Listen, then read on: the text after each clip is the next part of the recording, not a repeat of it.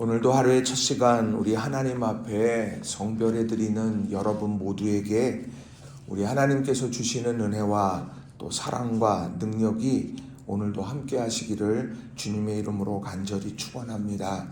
오늘은 출애굽기 7장의 말씀을 중심으로 가시가 변하여 통로가 되게 하십니다. 가시가 변하여 통로가 되게 하십니다. 라는 제목으로 함께 말씀의 은혜를 나누기를 원합니다. 우리가 하나님의 일을 하다가 낙심할 때가 언제입니까? 우리가 환경이 어려울 때보다 내 안의 연약함이 더 커 보이게 될 때 우리가 무너지게 됩니다. 오늘 본문의 모세가 그랬어요. 하나님의 명령을 따라서 애굽에 왔습니다. 누구보다도 애굽을 잘 알았습니다. 두려움도 알았지만 또 그 애굽의 여러 가지 일들에 대해서 누구보다도 잘 아는 사람이 모세였습니다. 그리고 하나님의 명령에 따라서 나와서 바로 앞에 섰지만 상황은 악화되었고 바로는 달라질 기미가 보이지 않았습니다. 이때 모세의 입에서 터져 나왔던 자책이 바로 출애굽기 6장 30절에 나오죠. 모세가 여호와 앞에서 아뢰되 나는 입이 둔한 자이오니 바로가 어찌 나의 말을 들으리이까. 그러니까 모세가 지금 마음속에 여러 염려와 걱정이 있는 것, 무너지게 되는 중요한 부분은 환경의 감옥보기보다는 자아의 감옥에 갇혀 있다고 말하는 것이 더 정확한 표현일 것 같아요. 하나님이 그런 모세를 하나님께서는 포기하지 않으시고 다시 세우시는 장면이 오늘 본문 속에 등장해 가고 있다는 겁니다. 하나님이 과연 어떻게 하나님이 이 모세를 회복시킬까? 또 모세는 이런 상황 속에서 어떤 믿음의 중심을 지켜내야 할까?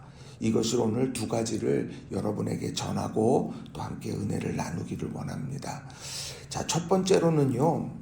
하나님의 권능이 나의 연약함을 덮어버린다라는 겁니다. 하나님의 권능이 나의 연약함을 덮어버린다라는 거예요. 자, 하나님께서 주시는 권능이 임하게 될 때 어떤 일이 벌어졌느냐. 자, 그를 사로잡던 것이 무엇이냐면 나는 입이 둔한 자라는 자책, 또 그 절망의 뿌리, 이것이 그 하나님의 권능으로 덮어지게 됐다. 오늘 그렇게 성경은 우리에게 알려주고 있습니다. 자, 입이 둔한 자다라고 하는 이게 뭘까요? 말을 잘해야 바로가 듣는다. 그렇게 생각하고 있는 표현이 아니겠습니까? 우리들이 여러 가지 일들에서 말을 똑부러지게 잘하고 설득력도 있고 또 근거도 있고 모든 것들이 다 완벽하게 논리적으로 다 맞아서 말을 해서 그것이 들려질 때 그것이 능력이 되는 것이냐? 아니더라는 거죠. 오늘 이 바로는 입이 둔한 자다라고 하는 그 말 속에는 내가 바로를 설득시킬 수 있는 그런 능력이 내게 없습니다. 말하는 그런 기술이 됐든지 아니면 그런 다른 여러 능력들이 나는 부족합니다. 지금 스스로 그렇게 생각을 하는 거예요. 왜요? 안 되니까. 자, 그런데 오늘 하나님께서는 그렇게 자책하고 있는 이 모세에게 뭐라고 말을 하느냐. 자, 1절 말씀을 보면 이렇게 기록을 합니다. 여호와께서 모세에게 이르시되 볼지어다 내가 너를 바로에게 신같이 되게 하였은즉 내 형 아론은 내 대언자가 되리니. 바로에게 신같이 되게 한다. 이렇게 말합니다.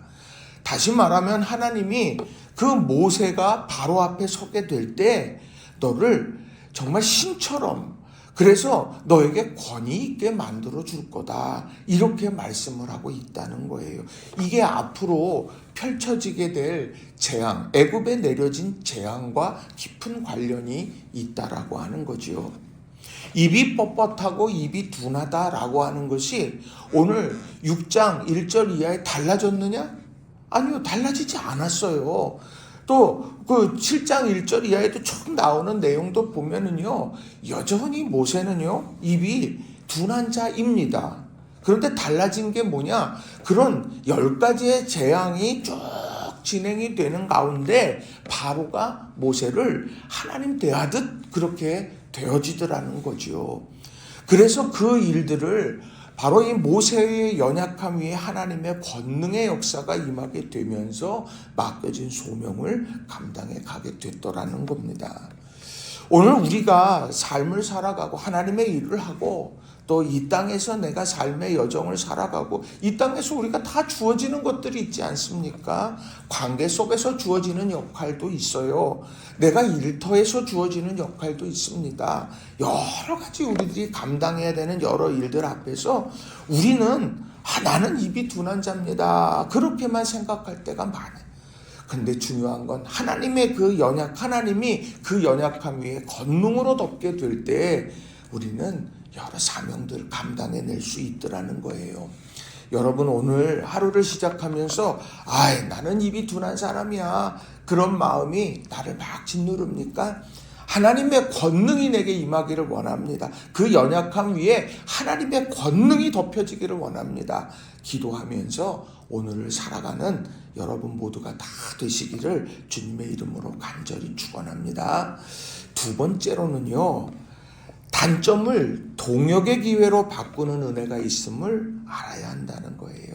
단점을 동역의 기회로 바꾸시는 은혜가 있음을 알아야 된다라는 겁니다.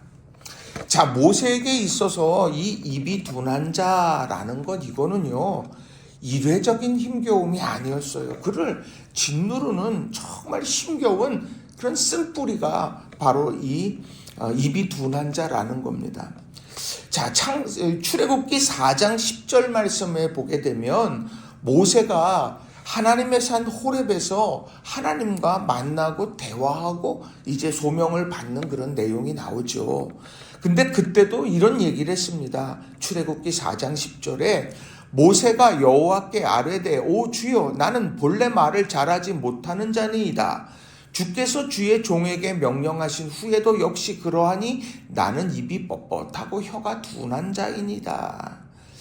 본래 잘을 하지 못합니다. 전에도 그랬고 지금도 그랬고 앞으로도 그렇습니다. 그럴 거예요. 누가 뭐라고 한 것이 아니라 스스로 지금 막 이야기를 하고 있는 거죠. 지금 그렇게 짓눌림을 다 겪고 있는 겁니다. 또 출애굽기 6장 30절에도 그래요. 이게 하나님께서 이제 애굽의 이적을 베푸시기 전이죠. 자, 그때 모세가 여호와 앞에서 아뢰되 나는 입이 둔한 자이오니 바로가 어찌 나의 말을 들으리까, 이렇게 말합니다. 그러니 오늘 이 반복적으로 입이 둔한 자라는 의식은 우리는 위기의 순간들마다 막 터져 나온 거예요. 이 문제는 모세에게 있어서는 컴플렉스가 되는 것이고 이것은요, 쓴뿌리가 되더라는 겁니다. 그런데 이거는요, 해결하지 않으면 안 되는 거잖아요. 이 문제, 위기의 순간마다 터져 나온다고 하면 이건 해결되어져야 하는 겁니다. 그런데 하나님께서는 그 모세의 약점을 아셨는데 어떻게 그것을 바꾸어 가셨는가 보시면 그의 형 아론을 붙여주시더라는 겁니다. 그래서 그 아론을 통해서 하나님께서 말씀을 모세에게 말한 말이 그 바로에게 전해지게 만드시더라는 거예요. 오늘 이 주시는 말씀, 이 의미가 무엇이겠습니까? 약점은 나를 무너뜨리려고 하는 것이 아니라는 걸 알아야 되는, 그 약점은 도리어 동역의 기회를 만드는 계기로 삼아야 된다라고 말씀하고 있다는 겁니다. 1절이 그렇죠. 여호와께서 모세에게 이르시되 볼지어다 내가 너를 바로에게 신같이 되게 하였은즉 내 형 아론은 내 대언자가 되리니. 또 2절에 내가 내게 명령한 바를 너는 내 형 아론에게 말하고 그는 바로에게 말하여 그에게 이스라엘 자손을 그 땅에서 내보내게 할지니라. 이스라엘 자손을 그 땅에서 내어보내는 것이 지금 소명 아닙니까? 그런데 그 과정은 어떻습니까? 내가 내게 명령하고 그리고 너는 내 형 아론에게 말하고 그는 바로에게 말하여 그 일들이 이루어지게 만드신다라는 라는 겁니다. 오늘 우리의 부족함과 연약함, 그것은 나를 힘겹게 하려고 하나님이 내리신 저주가 아니에요. 그것이요, 내가 번번이 실패하게 되는 그런 원인? 그것도 아닙니다. 중요한 건 무엇이냐? 오늘 이러한 문제들이 동역의 연결고리로 만들어 가야 되는 거, 그게 바로 오늘 하나님께서 일하시는 방법이라는 거예요. 그렇기 때문에 내 약함이 드러나요. 그러면 그건 내 교만을 막는 브레이크가 되는 거예요. 또 타인이 잘하고 장점이 있고 그렇다는 여러 가지 일들을 놓고 보면 그거는 그 사람이 감사해야 될 제목이기도 하지만 내가 감사해야 될 제목이라는 겁니다. 왜? 내게도 선물이 되기 때문이라는 거죠. 하나님께서는요, 우리의 연약함의 빈자리, 그것을 동역자들의 헌신과 능력과 이런 것들로 함께 채워서 아름다운 하모니를 만들어 낸다라고 하는 겁니다.